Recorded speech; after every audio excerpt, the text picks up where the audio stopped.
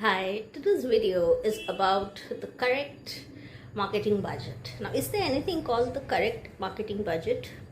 Not too sure about that, whether correct is the word, but what is the most appropriate marketing budget? And then after the campaign, we obviously have various analytics to figure out that what was the cost per click and what was the cost per acquisition and all of that. It's little technical and it's little formula based, but I'm not going into that aspect.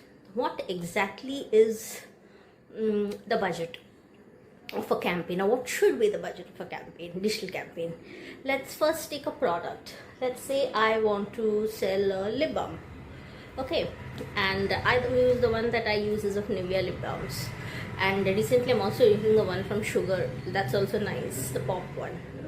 Now simple products, and let's say it's a new launch.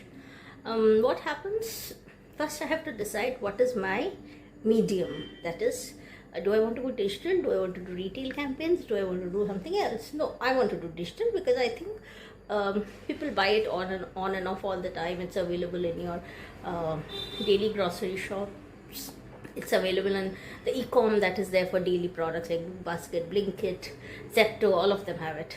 Amazon Fresh, all of them give it. So I'm safe when I say that no, I want it digital and not any other medium. What's the next thing? Where? Should it be Insta? Should it be Facebook? Should it be LinkedIn? Should it be Snapchat? Amazon ads?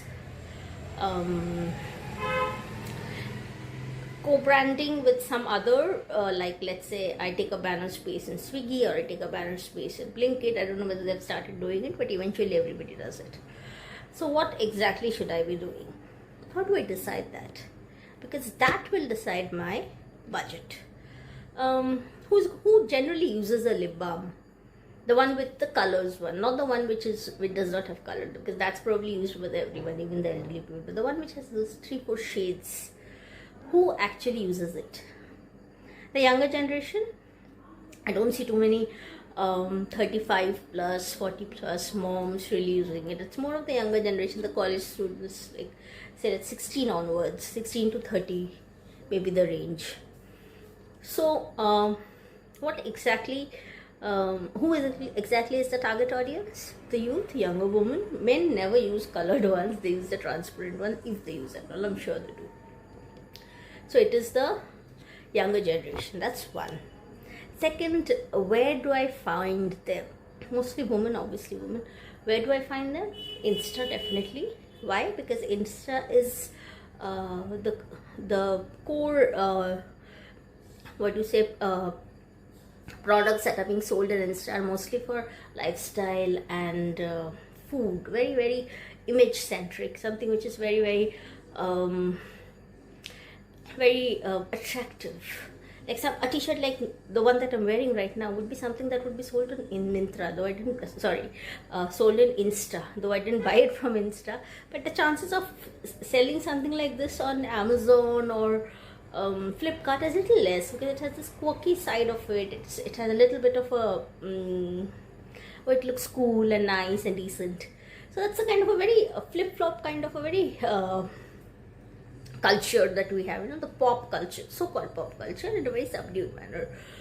So if you understand the target audience that I'm saying, how do I know the target audience of Insta is like this?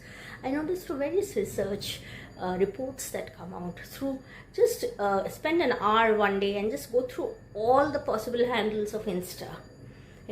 Some lifestyle, food, travel, e-com, shopping, cosmetics, t-shirts, branded t-shirts, so many things. If you just spend like 1 hour is a lot, just half an hour doing that for each handle, you will have a very good idea of the type of content, and you will realize there's something called, when you go to one unknown handle, just below that there will be like also, which means similar to that there are so many others.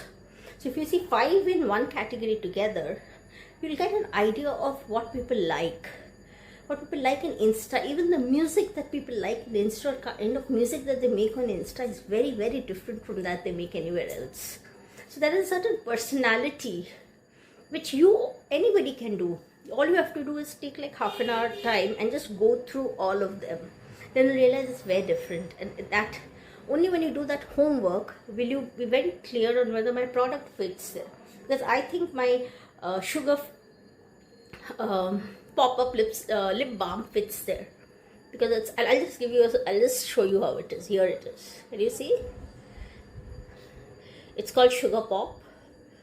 Can you see the way the font is? Can you see the way it's written? It's very youth centric. It's very young and quirky and nice. It goes so well with my t-shirt. Yeah, so I've just kept it to balance my camera. Anyway, so that's what it is. The same thing you have to do with FB. The same thing you have to do with Snapchat. LinkedIn is completely different, very professional. So once I know that this is what I have to do, what do I do next? I do a normal carousel campaign. Why not video? Well, see, anything, there are two things. One, I have the budget, I can do it. Second is, even if I have the money, I don't want to spend unnecessarily. Maybe I will do it in the second round or the third round. Do I really need a video for a lip balm? It's okay if I do, but it's also okay if I don't, right? As long as I have a model shoot, and as long as I've understood the style and I've understood what youth like in Insta, it should work well for me. That is the reason why certain campaigns do very well and certain campaigns don't do well, because they have studied the taste, they have studied the choices, likes and dislikes of the general target audience of that handle. Now let's come to FB. How is FB? Who all are there in FB? Almost everyone, the entire world. Then how do we do that? Let's say I also want to campaign on FB. What will I do? Okay, let's say I have 2 female users. Somebody follows maybe some author and follows some Game of Thrones and stuff like that, and there is somebody else who follows Lady Gaga. Okay, now who will be my target audience? Somebody who follows Lady Gaga, isn't it not? Why? Because the product is not for somebody who's very serious. Maybe you wouldn't like that dark red color. Though it has balm, though it is a lip balm, but it has a color. Maybe you don't like that color. Maybe you wouldn't like that color. I'm not sure. Maybe you do. But my product, any campaign can never be for niche. It always has to be for the masses. So as per my understanding, the masses who have a little, intellectual kind of a bend of mind and read books and philosophy, and they're not people who like these things. I said, I'll put a lipstick. Why do I need a colored lip balm? Right? So, there are always exceptions. But can I make a campaign thinking about the exceptions? I can't. It's impossible to make a campaign thinking about exceptions. So, I have to think of the masses. So when you're making the campaign and they say, okay, identify the behaviors, then you have to do people who follow these pages. And that's possible only when you have a business page. Or maybe people who follow Western music, maybe people who follow hip-hop English music, maybe people who follow gym music. Yeah, that kind of people.